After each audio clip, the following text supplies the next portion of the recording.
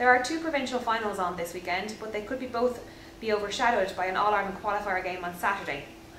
Yeah, you know, there are two provincial finals on, and obviously they're extremely important games. They're silverware at stake and play straight into the All-Ireland quarterfinals as well. But I think everyone is really keen to see what happens down in Killarney in the Kerry-Tyrone All-Ireland qualifier. These teams haven't met in championship football since 2008, and every other game they've played in the last 10 years has either been an All-Ireland semi-final or a final. And the fact that Tyrone won all of those big games, 2003 semi-final, 05, 08 finals, means that you know, Kerry really want to get one over them. They have never managed to beat them as long as Mickey Harte has been manager of Tyrone. So, you know, there's a lot of pressure on them playing at home. Tyrone are obviously without a lot of their best players from the last decade. You know, like Brian Dooher and you know, all those other guys that have all retired, and they've also got a couple of injuries at the moment. Like Sean Kavanagh is out at the moment, Kyle Coney, Ronan O'Neill, some of their better young players, so they're a bit under strength. But at the same time, they always seem to rise their game for Kerry, and Mickey Harte, he's such a shrewd operator. He always seems to have something tactical to bamboozle Kerry with. He came with something different every time they played them in the last decade. Kerry are probably favourites, even though they were so poor the last day against Westmeath. They were really lucky, I suppose, to get away with it. At one point, winning Mullingar, they got a goal in the second half when they were 6 points down and playing against the Breeze. So, you know, it was a tough game for them. But if anyone is going to you know, get their season back on track, it's Tyrone, and this is a game they really want to win. It's going to be really interesting, I think. I'd say just Kerry are deservingly slight favourites because they're playing at home and they seem to be just in a slightly better place, even though Darren O'Neill, who's probably, or sorry, not Darren O'Neill, Stephen O'Neill is back for Tyrone, but Darren O'Sullivan, their best forward for the last couple of years, last 2 years probably, is out injured at the moment. He's on the bench with an injured hamstring, and he'll probably come on if they're in a bit of trouble. And Kerry versus Tyrone is definitely the pick of the 4 qualifier games on Saturday. But what about the other 3 ties? Yeah, well, there's 3 other games on the qualifiers at the weekend, and they're slightly less interesting. I suppose they're all going to be overshadowed by a game as big as Kerry and Tyrone. The first up is Tipperary and Antrim, and Tip got relegated from Division 3 this year into Division 4. Antrim stayed in it, so you know that would suggest that Antrim might be favourites, but everyone is expecting Tipperary to win because they're on a bit of a roll at the moment. Underage football is going so well there. Peter Creedon came in at the middle of the season, during the middle of the season, and took over from John Evans, who'd done such a good job, but Creedon has really seemed to push them on again. They were very competitive against Kerry in the Munster Championship, and they got a good win under the belt against Offaly the last day.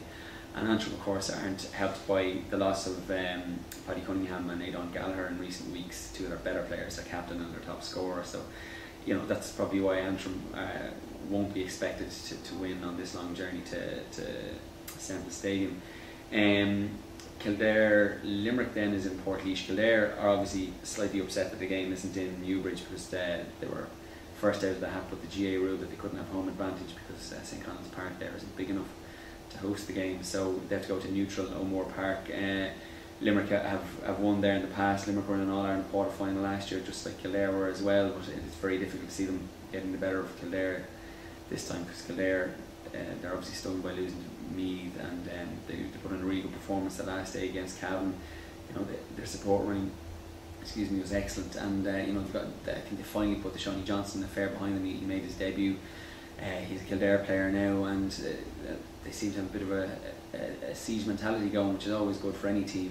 The GAA, they've a chip on their shoulder maybe about how they've been treated by the GAA this year over the Shawnee Johnson transfer and the staging of this match. So that's probably something they have going in their favour. And the final match of the weekend is Leitrim Laois, and Leitrim Laois, and Leitrim are 92, which is probably a little bit generous because even though Laois won the last day, beating Monaghan in O'Moore Park, they've never traditionally been a particularly good qualifier team. And Leitrim, even though they got their first ever qualifier win after 11 years last Saturday against Wicklow, they're always tough to beat. They're always competitive, and they have a very good record of pushing teams hard in Park Sean McDermott there in Carrick. So they'll probably give it a good run. They might be decent bets to beat the spread or maybe win that game.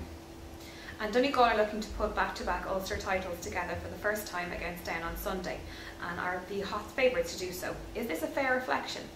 Well, it's interesting. Down are something like 7-2 most bookies to win this game.